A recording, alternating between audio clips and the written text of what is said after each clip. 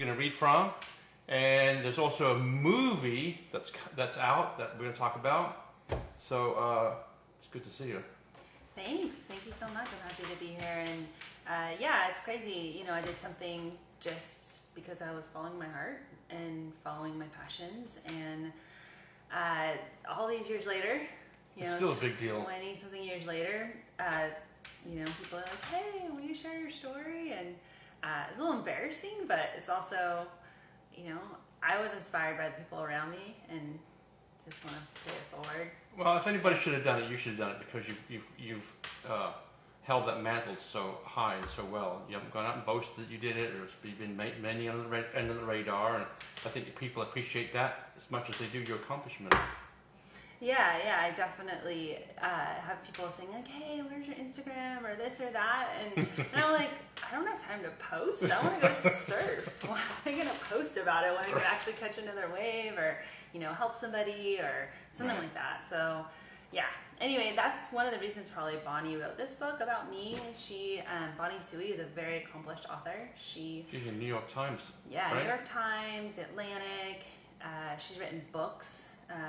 And Why We Swim, I just read, actually we had it for book club.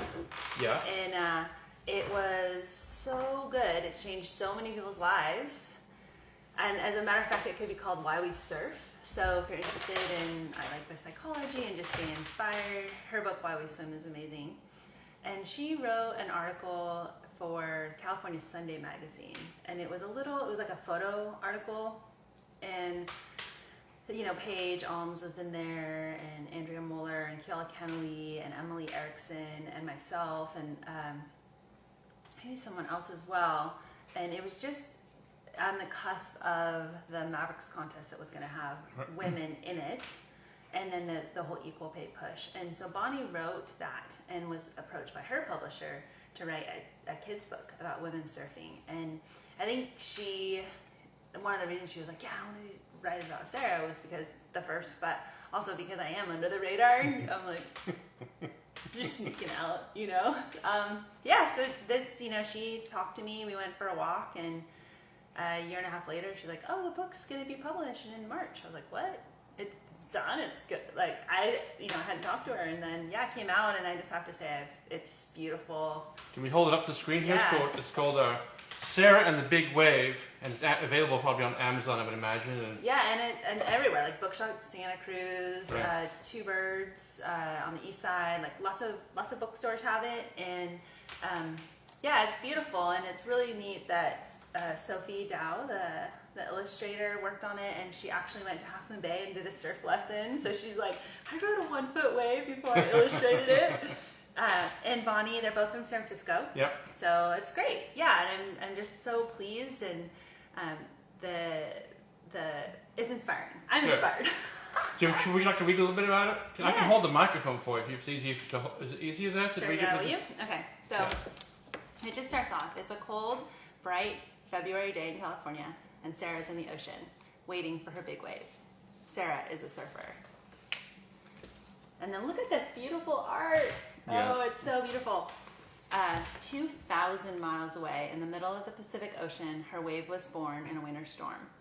It has taken more than a week for the wave to get from where it began to where Sarah is today, waiting. Storms that form in the North Pacific often follow the jet stream, gathering power and energy as they send high seas straight for the California coast. In a way, Sarah has been waiting all her life for this wave. She began surfing when she was young in California and Hawaii, where she grew up. So that's the beginning of the book, and just goes, you know, little snippets. Right. So yeah, you know, I started surfing late 80s, and it really wasn't a popular thing.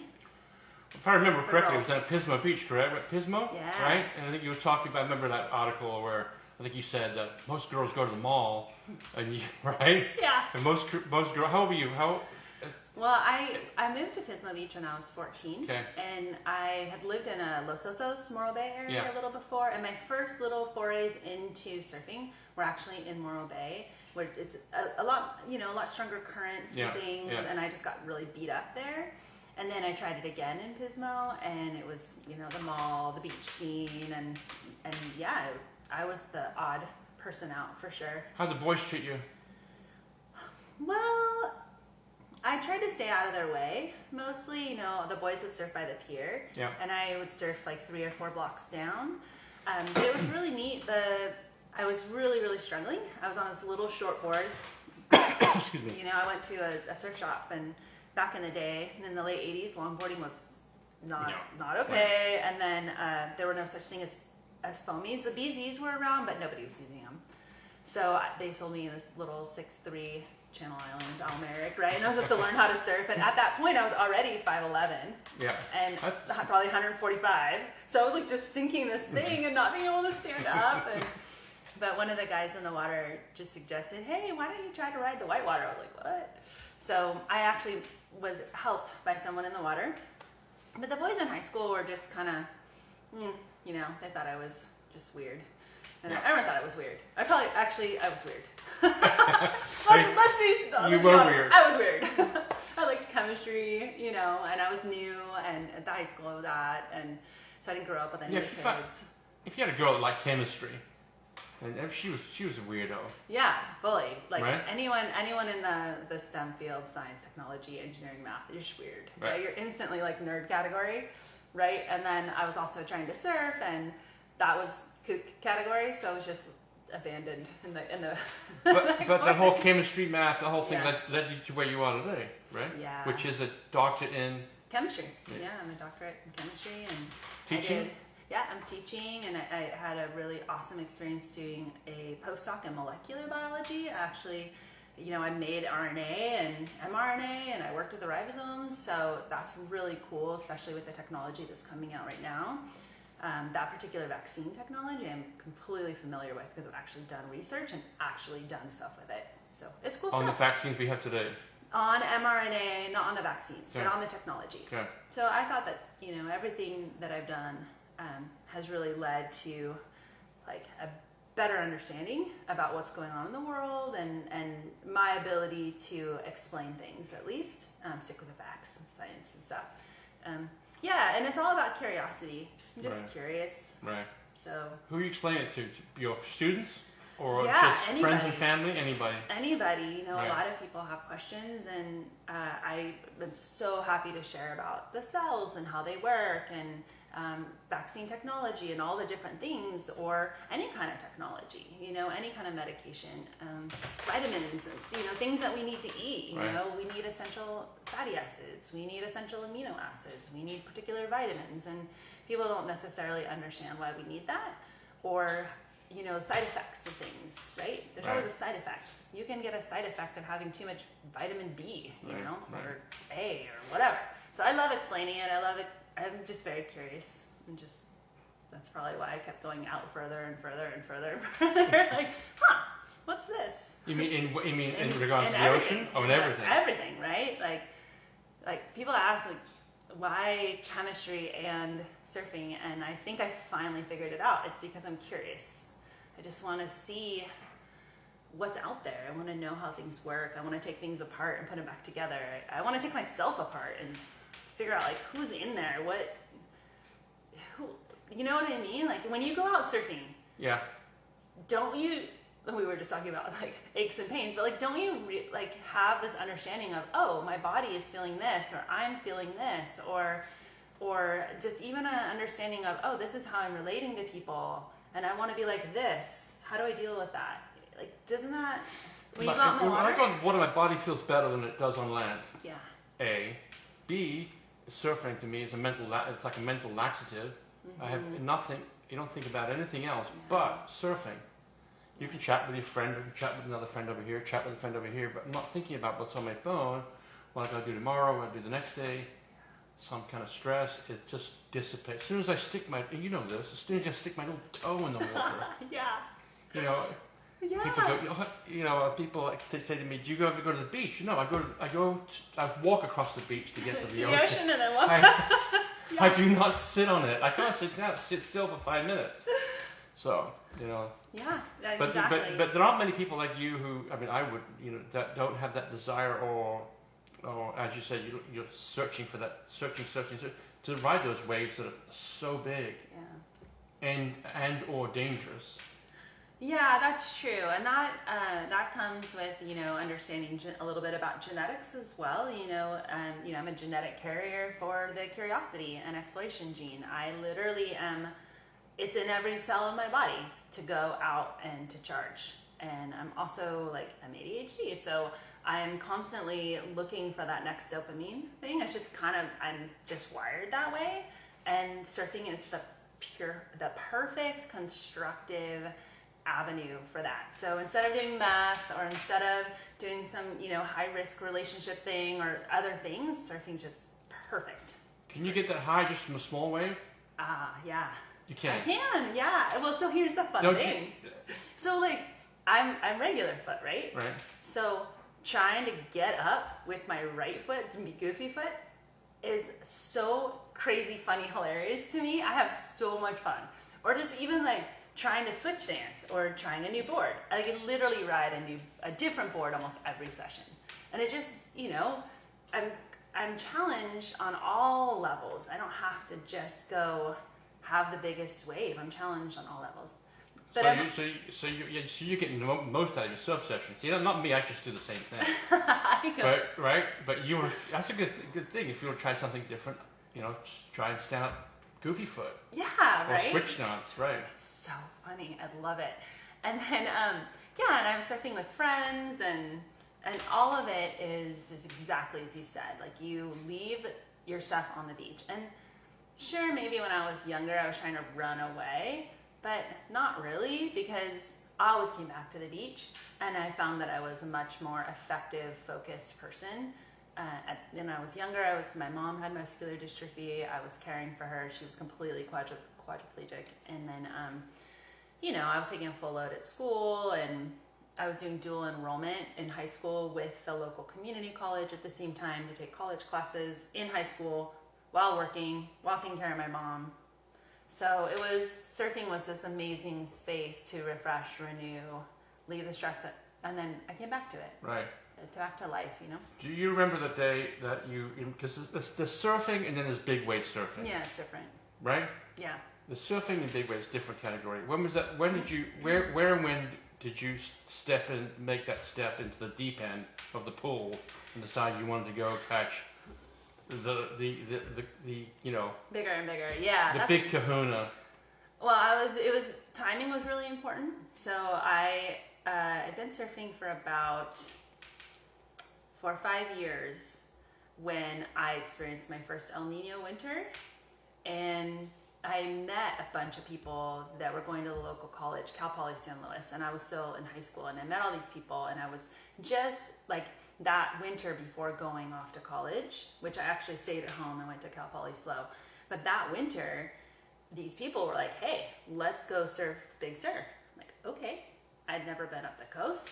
And I, first time at Willow Creek, and it was, triple overhead, and I'd never been out there, and I thought, oh, this is amazing. Yeah, but it's rocky and dangerous. It's rocky and dangerous, and the tide was high, and I got so worked. I my leash ripped off my board, and it was just floating somewhere, and then eventually found it, and I, tied in the kelp, and going over the falls in the shore pound, and barely making it, and I was like, well, that was cool.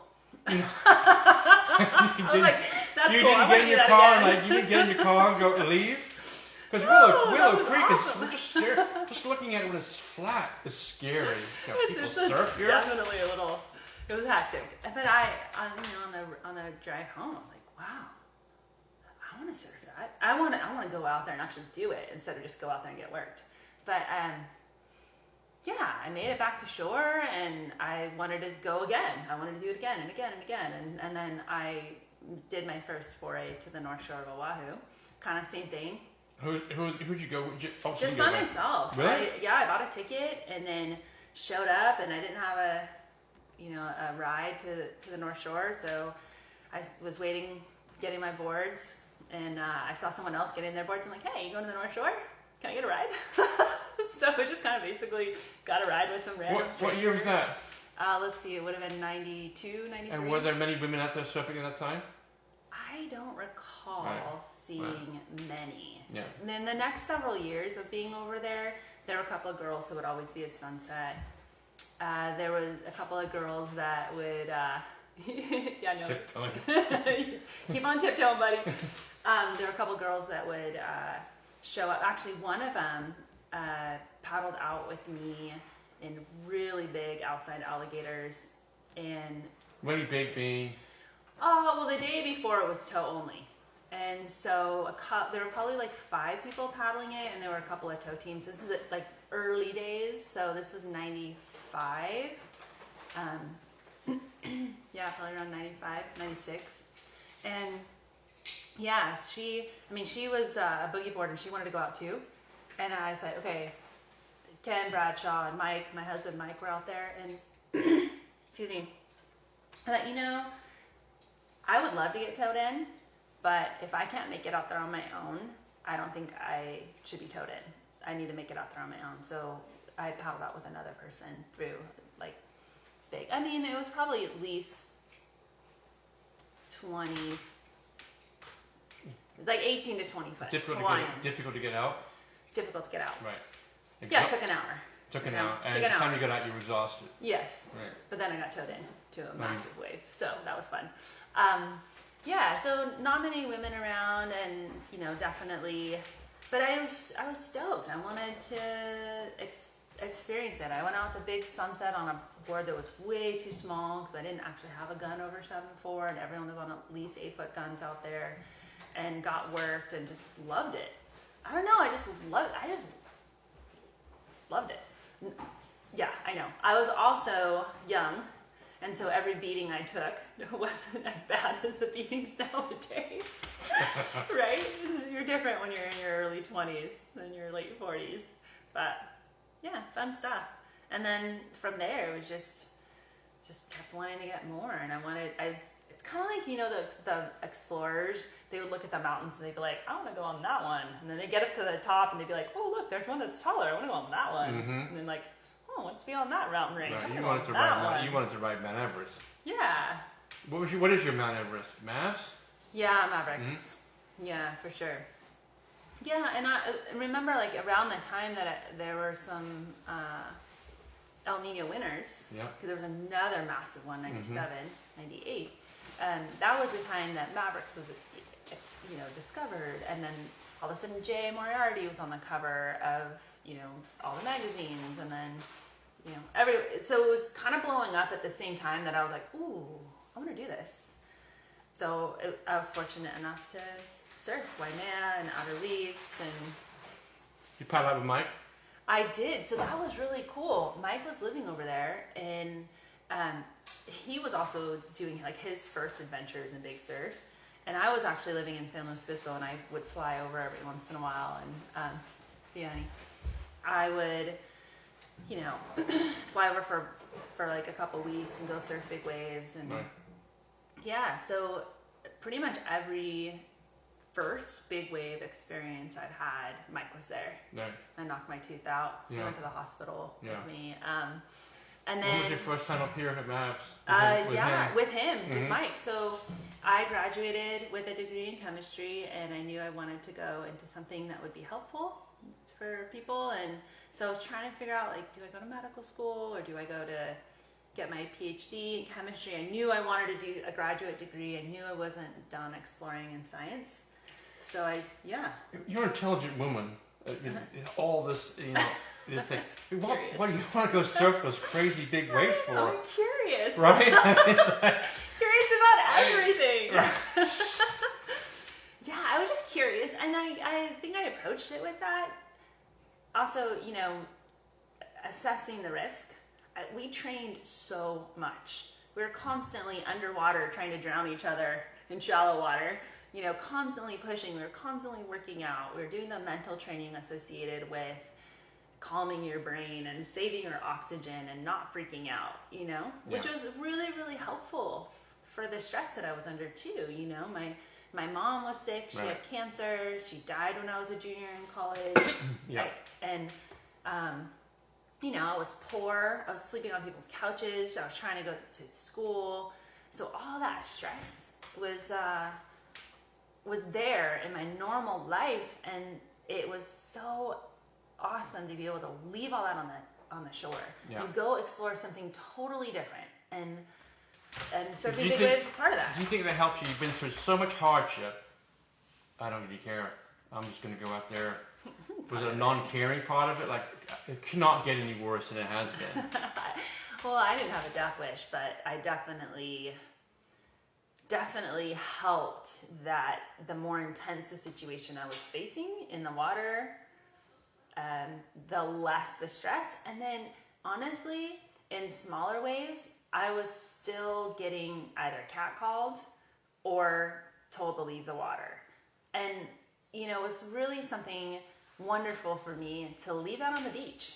All the guys kicking dirt or doing whatever, it's too big for you, or hey, what's your number? Like, I just left them on the beach. And I went out and there was a totally different lineup. Right. People in the water were more respectful. They were Right. stoked to see me out there. They wanted to see me get waves. They were worried about me too, a little bit. Right. So, I mean, that aspect of surfing was another reason I went out and bigger surf. Because Yeah. I could go have the experience I wanted to have without the weirdo gender thing, Right. you know? Yeah. So, That weird agenda thing gone, do you think? Today? no. Still there? Still there. Yeah, Mike and I were just laughing. When we went to the North Shore the last time we went there, there was a swell, and we were there over spring break with our kids. This is just right before COVID, and Sunset had some waves. It wasn't more than triple overhead, you know? And So you so I say borrowed, that like it's, see, this is the other thing. That's another thing. You say that like it's water off a duck's back. Yeah, it's like- but when you've seen twice the size and been held under, it's not that bad. Hold on a second. So yeah, it was to me. I was like, oh, that looks fun. But I had to borrow this old board and old leash. You know, I just grabbed whatever was off the racks at my friend's house, and Mike and I were walking down the beach. And of course, you know, we're pale and white because we Right, just got right. out of our wetsuit. And the lifeguard pulls up in front of us, and he's like, "Oh, Where you it's go? big out there. You guys can't go out there." And I'm like, "Huh?" He's like, "Wow, that leash is probably 15 years old." I'm like, "I think it's 20." I think I had this leash when I was here 20 years ago. And Mike's like, look, like we surf big waves. We surf this little place called Mavericks at home. I think we're going to be fine. Oh no, you can't go out there. I'm like, it's okay. You know, will you come save me if I get hurt? And he was all, oh. So it's like, I'm like, come on. Anyway, so I think, he was doing his job, but you know, I still get it. And like, just even, you know, pulling up at places that people don't know me, they'll be like, oh, it's big out there. Oh, you know. Yeah. So it's there, and it's okay. It's fine. But it's dangerous. I mean, look at all the people. I mean, hopefully people watch the show and listen to the show, listen to you. The people, there's so many more people surfing nowadays, and now they just, you know, hopefully they don't think it's just some kind of giant dipper ride, and they do, you know, have respect for the ocean. The ocean is very dangerous. Yeah, and Right. that is a problem. I definitely have run into, or had people run into me, and I'm worried for them. And I always have my lifeguard mom instinct going, and I'm always, you know, just respectfully trying to help guide people to places and make sure, like, hey, do you have an exit strategy? Right. You know, when I go to a spot, I look at every single rip current there is. Right. I look at where do you get in the water. I know where I'm getting out of the water, and if I miss that exit, where's my next exit? Right. Where so many people are getting into the water and they're flopping around, and I'll like sometimes like, do you know how to get in? Right. Because around here it's all rocks, and they're like, no, like people paddle up to me. How do I get out of the water? I'm like, huh. That's Well, I'll right. tell you now, but you need an exit strategy before you enter the water. Yeah. And that's part of big wave surfing and big wave training is like, you know, you've done your training. Yeah. A Those lot. people aren't thinking like that. No, they're not thinking that. They don't think that. I think nowadays, enough. the novice is not thinking of an exit strategy. Yeah, and that's awful. And they're not reading the ocean, and they're getting into trouble. Right. And they're hurting themselves, and they're hurting other people. Right. And yeah, as a you know, you and I are ocean guardians, and we're out there to spread the aloha and then also help people. Right. So, but I think there's a difference between seeing somebody who obviously knows how to handle a situation. Like, I knew where to go in at Sunset Beach. I mean, I look like a surfer. if you look at me, you can see my shoulder, my broad shoulders, and you know, and then to be stopped and be like, oh, I'm like I know what I'm doing, you know, and then there's the difference between that and then someone who obviously doesn't know what's going on. Their wetsuit's on backwards, you know, there's no wax on their board, they don't have a leash, or like there's a difference between that and that, and that comes from learning and knowledge, and, you know. Yeah, and that's not like I'm picking on a girl or a guy based on their gender and then assuming that they know something or they don't know something, right? It's better to just not assume anything about anybody and just be like, yeah, and be kind to everybody. You never know who you're next to. You never know. Let's talk about the book. Yeah. Let's talk about the movie. So it's old. One winter story. It was supposed to be that. Supposed to be one winter story. Not two, but one. Not two, not three, not four, not five, not seven. Right. Yeah, it was just an little art project that my friend that I'd met on the Big Island was doing through San Francisco Art Institute. And she had done a sweet little film on her friend Elizabeth Pepin, who worked at KQED and who was also doing films and stuff. Actually, she was working on their films, KQED, and she's an Emmy Award recipient for the work that she's done. So my friend Sally did a thing with Elizabeth Pepin, and then she reached out to me because she knew to do another one. I was like, I don't know, I don't like being in front of the screen, I don't know. But I said, okay, I'll meet with you, right? And then we met, and she was like, okay, let's do it. It's going to be 15 minutes. I'm like, cool. So we talked, and then we went surfing, and then she's like, yeah, I think it's going to be longer than 15 minutes. I think we're going to do like 30 minutes. I'm like, okay. So we filmed that winter, and we did stuff. But I had shoulder surgery right after. I had it in April, and because I had severe shoulder pain from a dislocation and I needed surgery. So we didn't get that much filming done because I was kind of in pain that winter. Right. I surfed a couple of times, and then she's like, okay, we're going to do some more filming once her shoulder heals. So we did a little bit more filming about 9 months later. And then she and her boyfriend were pregnant, and they were going to move back to the Big Island. And they were like, okay, so they had to rush some more filming because we're getting these little pieces in. Mm-hmm. And then eventually it's like, okay, it's going to be a PBS hour. Mm-hmm. So 5 years later, we wrap up this film, and I'm pregnant with my son, and I'm standing on the beach. And yeah, that's the last footage, last little bit of the film. But it catches like everything, like me graduating from UCSC with my PhD. And for those of us in Santa Cruz, it's going to be playing where? So November 19th from 4 to 6:30, there'll be a book signing early for kids, and then the film showing probably like 5. Where at? Vintage Faith Church, right by the Abbey. Hopefully it's not raining. It's going to be outside in the Abbey parking lot. Okay, nice. So, yeah. Just a question for you. Since you are under the radar and like to keep be low key, okay, but since you surfed that wave up Mavericks, you surfed Mavericks, that hasn't been the case. You've had me and God knows who else, right? Doing movies and books and just everything. If you knew that then, would you have gone? I don't know that I would have. You know what I mean? Yeah. Would you, wait a minute. I don't want to have this whole thing for the next 25 years. Neil's going to have a living room on a Tuesday afternoon, right? I don't know that. Would you have gone, or would you like? Do you know what? This is not my cup of tea. I probably would have picked another day. But I did look around. And yeah, I was but like, would you have ridden the wave at all? And that's like, you're the first person. You're like, maybe. Maybe I want to be the second person because I don't want the fame, not fortune, but like I don't want the fame. I want to be lucky. But then another person did it right for 5 years. Yeah. And then after that was like another couple of years. So in terms of women, no, I would have gone. But it definitely made a difference in my life, And I still like look around and like, is it the photographer hour? If it is, I'm not going to go, And I surfed, actually the first wave I surfed at Mavericks, it was an afternoon. It was beautiful, low tide, fun, just kind of minimal, it starts to break around 25-foot faces, and those 25, 30-foot faces, and amazing. And I got waves, and there weren't any photographers. It was just super low key.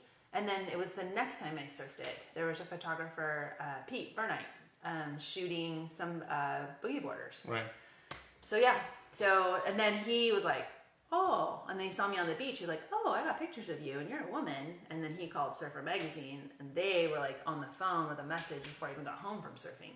So that, yeah, I don't know. I mean, I don't know. I love to surf, and I don't think I probably wouldn't have. You were the right person. You were the right person. You were the right person because you kept it's just, you kept it low key, and you've influenced a lot of people, and I think you've let books and movies do the talking rather than maybe yourself. I don't know. Yeah, I know you said you're flying. You're flying to back east tomorrow, right? Yeah, tomorrow. You would be a person that I would like to sit next to on a plane. Well, I'm grading my stuff. What are you doing? Oh, I'm just doing some chemistry here. It would be, because you nothing to see here.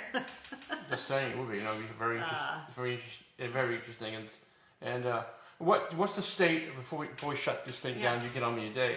The state of women's surfing. Now there was a big push before COVID with women surfing Mavs and so forth, and equal pay. Yeah. Is anybody holding the mantle right now? And what is the state of women's surfing? Well, unfortunately, the state of professional surfing is kind of in some shambles right now. It really hit professional surfing. I think that the Olympics was an amazing push. I think that the women's victory was amazing, and it's just tricky, like initially the O'Neill Freak Show was going to have $1,000 prize for women and $10,000 for men, and then quick, internet, social media stuff blow up, and then they're like, oh, we're going to make it $2,500 and $2,500. It's like, why'd you do that? It was originally $11,000. Why'd you cut it down to $5,000? Like, what happened there? Like, so the state of professional surfing is in a little bit of shambles still. Right. But to be honest, when it really comes down to it, surfing is just this amazing sport, and you get to meet amazing people. Like all the people that I've met through this, like it's amazing. Mavericks has been such a gift for my husband and for myself. Yeah. And surfing is such a gift. Every single day I get to go. So I can only imagine if you're a professional surfer, at least you have that. Whether you're a man or a woman, at least you have that. Hopefully you have that gratitude. Right.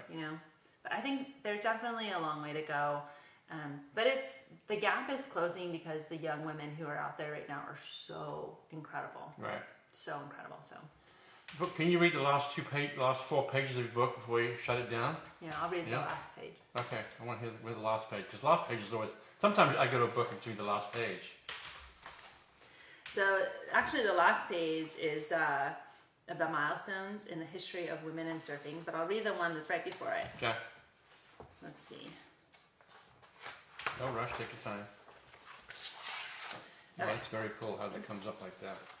It goes like this. Whoa, that's so cool. Okay. Yeah. And then she's off, roaring down the wave at 30 miles an hour.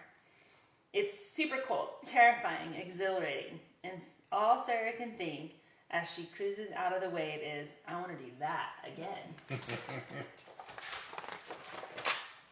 And she does, again and again. A month later, there's a photographer on the beach watching her. He takes a picture. She is Sarah Gerhardt, the first woman to surf Mavericks. Sarah Gerhardt, the big wave surfer. And then there's a really cool timeline in the back about the milestones in the history of women and surfing starting from the 1600s. Very cool. Yeah. Fabulous book. Thank you, Sarah. Yeah. Bookshop Santa Cruz is going to have a bunch. I'm going to go down there and sign them. And right. Yeah. Thank you. Yeah. Let's go surf. Let's go surf. Let's go surf. I think the wind's turning around. No kidding. Perfect. This off. Cool. Good.